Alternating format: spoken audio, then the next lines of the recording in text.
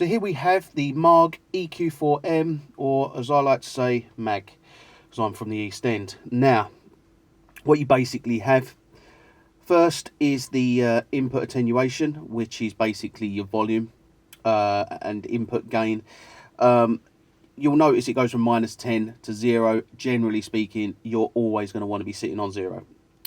Next we have, basically what you have is 1, 2, 3, 4, 5, 6 bands of EQ, and that goes across from left and right. You've got sub, then you've got 40 hertz, then you've got 160 hertz, 650 hertz, 2.5 kilohertz, and then you've got your air band.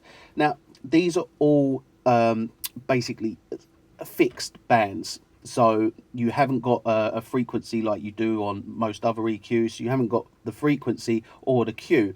You're basically fixed to what you can control. Now, personally, I like to just leave them as they are. Just leave them at 0. Don't really touch them unless I need to. Basically these 3 bands. Where you get the most effectiveness out of the Maag EQ is basically in the sub band and the air band. This is quite good, the 2.5, just to give it a little bit of shelf. But I've got other EQs that do that, so these 4 generally don't get touched. You'll notice they're all on 0 now.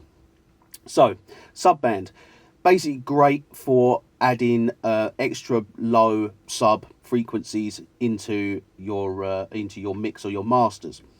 That is something that doesn't necessarily, it's not on other EQs.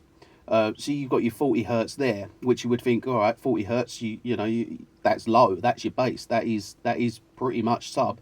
But you've got this band which is even lower, which is basically your sub band. Next, you've got 40 hertz. Now 40 hertz is cool just for your bass. 160, you're catching your snare, the bottom of the snare maybe, you kind of low mids, and you've got basically what you would call maybe your high mids, and then your highs, which is on a shelf. Where it gets really interesting and where this really does come into its own is the air band. Now the air band, generally speaking, what you're going to want to do is just turn it straight to 40 hertz. Reason being is, like everything, you can do all these 2.5, 5, 10, 15, 20. They're all in, every other EQ does that.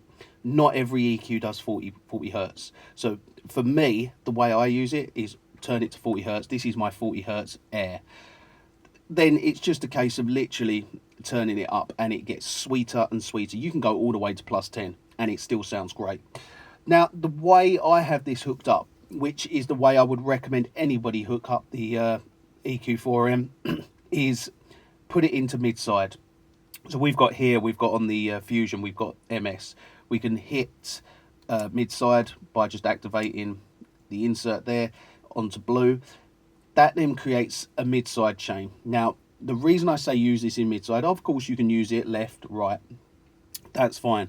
But the reason I say use it in mid-side is because this airband, basically, the airband is incredible. When you crank that up on the sides, it sounds amazing. It will bring out the width of the track so well.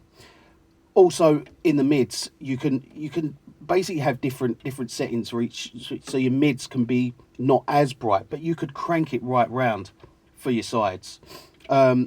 Also, as well, in mid side, your sub frequency, you only want to really be touching, you don't want to, you could even turn your sub down on your sides if you really wish, but you only really want to be boosting 40 hertz below in mono.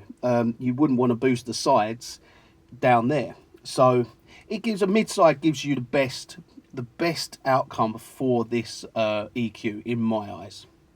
So that there is the Maag EQ4m, and it is a brilliant tool. They retail about 2,300, I believe.